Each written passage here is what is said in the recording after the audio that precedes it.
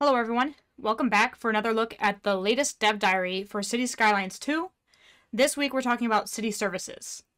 Now, this might actually be the shortest video we've gotten yet from the Cities 2 crew, but there's so much to cover. The video itself just does not do all the additions and improvements justice. Really, it's like the tiniest of blips into what is new and expanded upon in city services in Cities 2. So that being said, the focus of this video today will be on exactly what is new and different for Cities 2. Obviously, many of the services are the same, and in a lot of ways they do the same things as in Cities 1, but as with all of the other aspects of city management we've seen so far, everything is a bit more complex and involved. And while I say complex, I don't mean more difficult necessarily, but that the mechanics are all a bit more fleshed out. Which again, as I talked about in last week's video, I think will actually help people make better cities in the long run. So let's just jump right into each individual service and we'll talk about what's new and different about each. You'll build clinics and hospitals to deliver healthcare, plus the ambulance service people need in life or death situations. Oh, yeah, sometimes it will be a death situation. So you'll add death care services that transport people to the city's crematoriums and cemeteries. So to start, we'll jump into healthcare and death care. As with Cities 1, under the little healthcare icon is also death care. Placing these buildings functions similarly to how they do in Cities 1 and do the same things essentially. Hospitals and clinics take care of your sick Sims, and the crematoriums and cemeteries take care of the dead people. And there's a few things that are different about them. So let's jump into the actual blog post to see what's different. So first, the ambulances serve another function other than just picking up the sick Sims. They also will take care of any injured Sims as a result of the new traffic accidents right here. So that's new. That's interesting. And that just makes sense. But it's an interesting new addition to point out that there will be a sort of first responder mechanic, and ambulances will actually go out and tend to people at accident scenes. Oh, and your Sims can die in accidents as well. Now, another interesting thing to note in the blog post, which is just extensive, by the way, and what I'll be focusing on mostly today, as that's where the bulk of the new information lies, is about abandoned and collapsed buildings. So it says here that citizens can die of the typical ways, old age, or if their health decreases too much, which I believe is how things worked in Cities 1, in theory anyway, but also if someone is in a building that collapses, either because it's been affected by a natural disaster or just been abandoned too long. So what's interesting here and has me curious is this business of the collapsed buildings and abandoned buildings. In last week's Dev Diary, it mentioned that homeless Sims can actually take up residency in abandoned buildings. And what I'm wondering now about this is whether or not you can just delete buildings like in Cities 1. I'm inclined to think that these are hinting to the fact that you can't. And I believe this was a mechanic in one of the older SimCity games, that you had to empty a building before it could be demolished.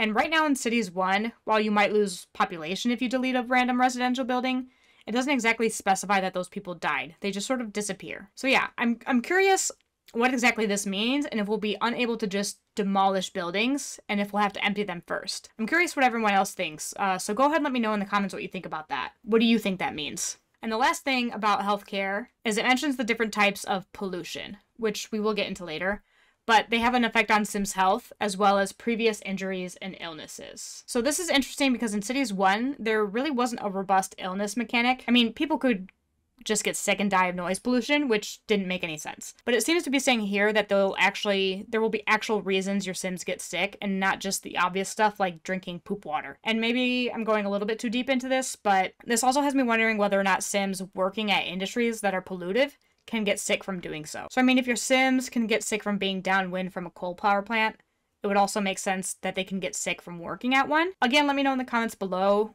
what you think about that. I definitely think that would be an interesting addition to the game, but I'm not sure if they're getting that deep into the life simulation. We'll have to wait and see on that. Then we'll head back into the video to talk about education. You'll set up schools for kids of all ages, plus colleges and universities. After all, education fosters social advancement. So, the big and most notable difference here, we've sort of heard about it a few times already, but it's this differentiation between college and university. So they're two separate entities here. And it seems based on this info view that each educational building, or whatever you want to call it, is corresponds directly to a level of education. So uneducated would be like they didn't go to school. Educated, poorly educated, went to elementary school. educated went to high school, well-educated went to college, and highly educated went to university. That's what it seems like to me. I was wondering for a minute there whether the difference between college and a university was just a price point difference, and that some Sims would just choose college because it was maybe cheaper than a university, and both could lead to being highly educated. But based on this, it seems as though there's a concrete difference between the two and how educated a Sim will be based on which they attended. I don't know if I love that, but it's something, I guess. And if we jump back into the blog post, we get a lot more info. This first part here is pretty self-explanatory. All children will go to elementary school, but after that, each individual will decide what's best for them to either continue education by going to high school and above, or jump straight into the workforce, which is basically how the schools out policy functions in Cities 1. So except now, Sims will just make the choice on their own, dependent upon their personal preferences, which I think is something we'll get into in the future in the Dev Diary about Citizen Life Path. But as far as how these decisions are made, we don't really know yet how the Sims, come to these decisions and how they may be influenced by how we build and run our cities. Because like here, it says they'll choose things depending on their inherent interests. So I'm curious exactly how that mechanic is going to play out and how well we can sort of manipulate that. And if we go further, it goes into the 5 levels of education, and it says that each time they graduate a new school, their level increases by 1. So I guess with that info, it does seem like the college and university options may not be strictly an either-or situation, but could be both. Kind of like in real life where people tend to go to a smaller, more affordable local college and then transfer into a larger, possibly more prestigious university later. Otherwise, the rest of this part seems to be the same as Cities 1. Jobs will require a certain level of educated Sim, and if they don't have the right numbers of each, they'll be less efficient, and their output will decrease. The last part here is also interesting, where it says that elementary schools will give a well-being bonus for families with children living close to the school. So this makes families in particular want to move into areas that are near schools, and it says that this can be used to guide how the population behaves. So this kind of goes with what I mentioned a little earlier, that we may be able to sort of manipulate these mechanics to get a desired outcome. Like if we want an area to be full of families and lower density housing, or we want to increase the demand for low density, we can maybe just place an elementary school somewhere and have that area develop into a suburb. I obviously don't know for sure, not until I get my hands on the game, but what do you think? I'm a little excited by the idea and just the sort of illusion that we can still create areas exactly how we want them by artificially, so to speak, influencing what our citizens want. And I'm thinking we maybe won't be so locked in to whatever our RCI demands are, and that we can still have some control and creativity regarding what we build and where, and if we just place the right kinds of buildings to attract the right zone that we want to build up in that area. But like I said, we'll have to wait and see on that. And next up is a new feature entirely: administration. Life still might take a turn for the worse for some people. When it does, you'll want the safety net of a welfare office. Again, the video here doesn't really do this justice. It just mentions it, but in the blog post, there's a ton more. So we'll head over there next. In Cities 2, this is a new service. We had unique buildings that were versions of this kind of thing, but they weren't actually functional. We had a tax office and a city hall, but those things didn't do anything but attract tourists. In Cities 2, this is a whole separate service that is grouped with police. So police and admin go together, and I'll get to police in a bit, but first I want to go over the new stuff. There are 3 main new buildings for this service, which are the welfare office, which does exactly what they do in real life and provides services and boosts to your citizens if their happiness drops below 50%. And then there's the city hall, which has citywide effects, including lower loan rates, reduced import costs, less crime, and lower building level costs. So the big thing here is that it seems as though if you take loans, there will be differing interest rates. Before you could just take a loan and you'd barely even notice the payments. But now, if say you haven't built a city hall yet, your interest rates might be higher and discourage you from taking any loans. And again, this sounds like it'll make things more difficult, but I kind of like that. I just think it's more realistic, and it'll force us to make more purposeful choices when building our cities and when and how fast to expand, etc. Lastly, there's the central bank, which helps reduce loans as well and gives some boost to companies by also lowering import costs and increasing export profits, which is just a lot more functional than the banking system we got with the financial districts. And by the looks of the buildings below and in the video, they're a hell of a lot better than the monstrosities from Financial Districts DLC. Though I do wonder if we'll be able to manipulate them as easily as we did in Cities 1. I'm inclined to think not, but I'm sure we might still have some ability to do that. Let's jump back into the video for the next one. So next up is parks, plazas, and leisure activities. One thing that improves everyone's well-being, no matter what's going on in life, is time outdoors. You'll create parks, plazas, attractions, and landmarks that make people living nearby happier and healthier. Again, not a lot of new stuff in the video itself, mostly just that last comment that parks and being outdoors can make citizens healthier, which again just points to the idea that there will actually be a functioning mechanic toward health of citizens, unlike in Cities 1, where they really just didn't get sick unless you made them sick. But if we go to the blog, it points out how parks will function a bit differently in Cities 2. The main difference here being that placing a park won't just instantly increase the land value. You can't just spam parks to get people to level up and be happier. If your citizens don't want or need any more parks in the area, you'll have to come up with other ways to please them. But the types of parks and plaza buildings are effectively the same. There's the parks and then there's things like tourist attractions. But if we go down a little bit, we see there's this new mechanic or measurement of leisure, which is a lot different than just the commercial specialization of leisure from Cities 1. This is an actual functioning mechanic in the game that will contribute to citizen well-being and by extension happiness. Citizens can fill their need for leisure through commercial zones, be that stores and restaurants or whatever, but also the different parks and attractions. And what's interesting and neat here is that should your city have a varied climate, the weather will also affect the leisure and how they fulfill that need. If it's snowing or raining, they're not going to go out and play basketball. So you'll need to provide your citizens with things to do for fun inside as well. So you'll have to make sure that they're covered by commercial zones instead of just parks, which is something we'll also talk about more later when we get into another new service added in Cities 2. Just like in Cities 1, these parks and attractions contribute to your city's attractiveness level and whether tourists will want to come and stay. When they do come, they can stay at hotels and will visit your different attractions just like they do now in Cities 1. And it seems like contrary to your citizens living in town, they won't care as much about the cost of attractions if it fills their need for leisure, which is a neat little feature that just adds to the realism because people who go on vacation tend to be ready to spend a lot more money than they would at home doing basic things like going out to eat or to see the sights, etc.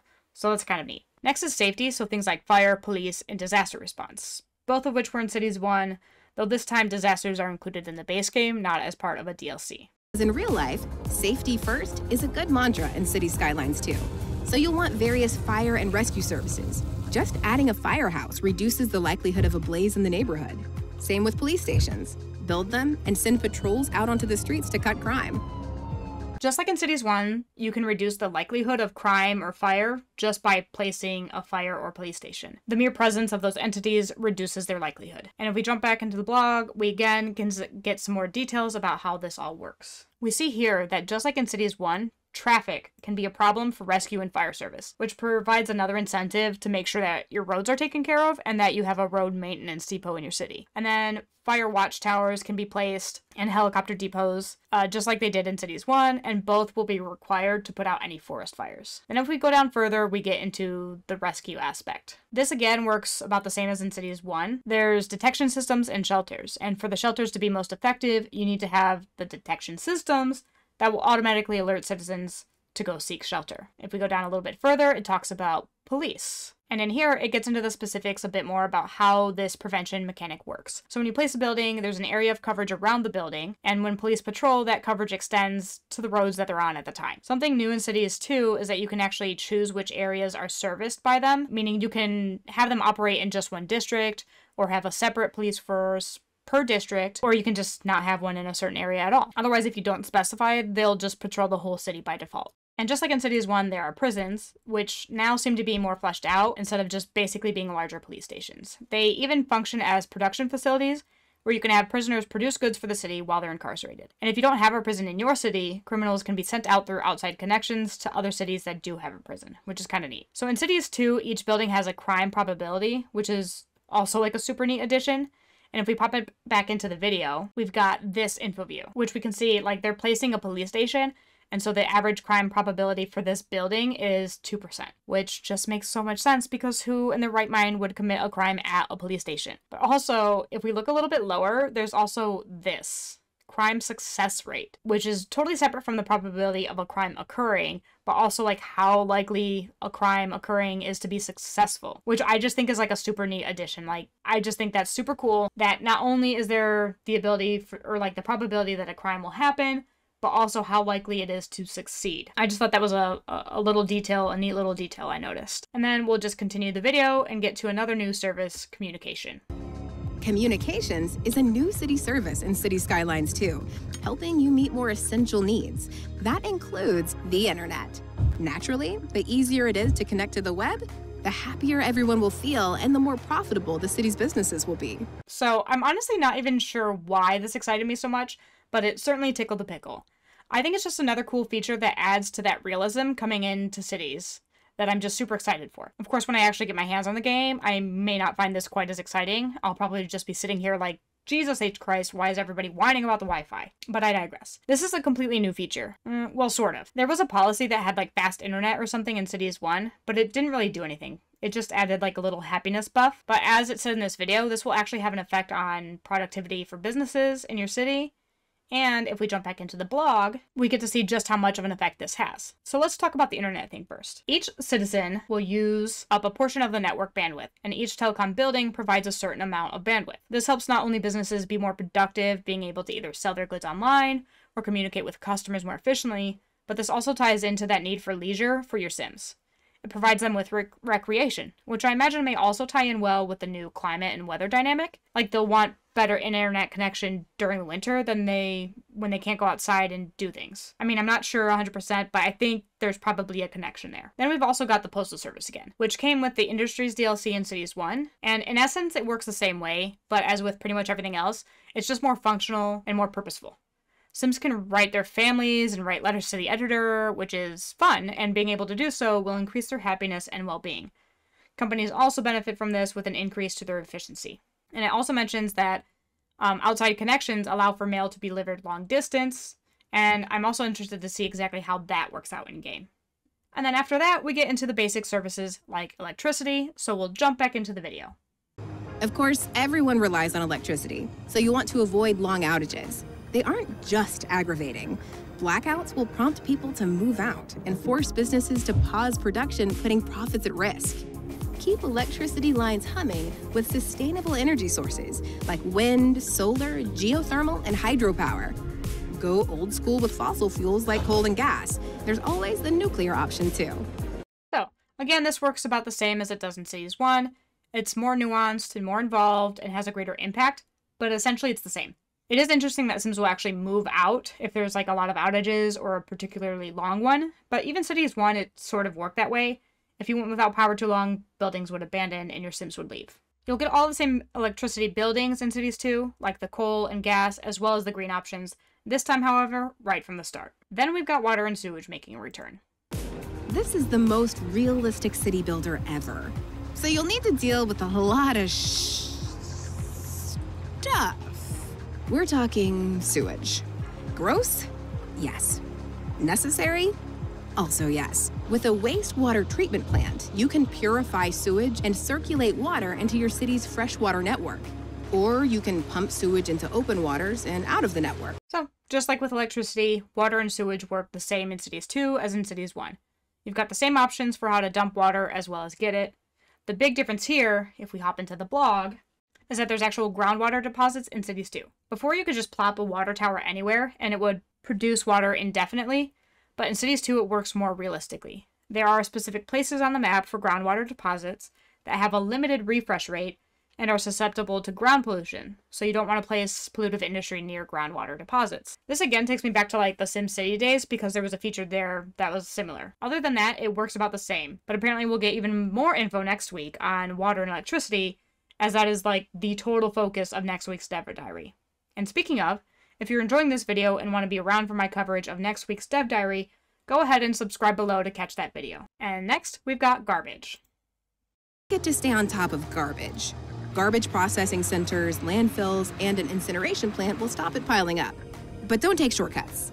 Air and water pollution can sink land values, harm the health of residents, and tarnish the city's appeal to tourists. Again, this is essentially the same. A few people caught sight of it in last week's Dev Diary, but it is confirmed that you can actually draw out landfills instead of just placing one building. So that's a lot more realistic as well, and just a much better way to deal with things than in Cities 1. But even in the blog, there's not too much else about this. It's really just the same as in Cities 1. You get recycling centers and incineration plants, and they do the exact same things in Cities 2. The only thing of note that's sort of different or at least more robust, is the pollution aspect. In Cities 1 it existed, but it was easy to avoid. Now there's like a proper air pollution mechanic that factors in wind direction. So not only will you have to be careful not to build landfills near your residential areas, but you don't want your neighborhoods downwind from them either. But that's it for the services themselves, as far as what they are and what they do. If we continue on with the video, we'll see how you can upgrade them and how that differs from Cities 1. Ready to introduce a city service? Previously, you only had to construct a city service building. When that service needed to cover a larger area or support more people, you simply constructed the same building again. Not anymore. Almost all city services can now be upgraded to scale operations and expand functionality. So yeah, this bit is kind of neat. Instead of just placing down a dozen of the same elementary school building, you can actually just upgrade an existing one. And the same thing for buildings of all the other services. They can just be upgraded to add functionality or increase range. Again, the most important stuff here is in the blog. So if you go a lot further down into the blog, they actually break down the different types of upgrades. And so there's 3 main types. First is operational, which they don't physically change the building, they just add new functions, essentially. Then there's extensions, which physically connect to the main building and add things like capacity and range. So like adding wings of a medical facility or a school to increase student capacity in that area. The third are sub-buildings, which are attached to the existing lot. So the difference between like extensions and sub-buildings in this regard are that the extensions, it seems, have specific locations they're added to on the building. And then these sub-buildings you can place anywhere so long as they're connected to the lot itself. So this looks like adding a playground to a school or a children's clinic to a hospital, and these will need to have space around them to be added. Again, this reminds me of SimCity, where you could add like an ambulance garage to a hospital or something, and you needed that space near enough to the main building to add them. The same thing is required here. If you know you want to upgrade something later, you'll want to leave space for that. The last thing in the video is just about cost. While city services make your city livable, they come at a cost. Balancing these costs and the very real needs of everyone in your city is the name of the game. So yeah, that's pretty much the same as well. Each service has a cost, and depending on the needs of your city and its citizens, the upkeep costs can be adjusted to suit existing needs. So maybe an upgrade is too expensive and you don't really need it, but you can just up the budget and it will take care of things. But yeah, so that is all I have for you today. As always, you can check out the video and blog yourself to see what other details you can find. And please, share any fun details or secrets I missed in the comments below. But I am just getting increasingly more excited every week with these Dev Diaries. I'm loving getting a look at all these finer details and cannot wait to see how they play out in game. Go ahead and let me know in the comments below what you're looking forward to. And if you've enjoyed this video and want to see more, consider leaving a like below and subscribing to the channel for more Cities 2 news coverage, as well as some good old-fashioned vanilla Cities 1 content. Other than that, I hope you have a wonderful rest of your day and hope to see you next week to go over water and electricity. Thank you so much for watching.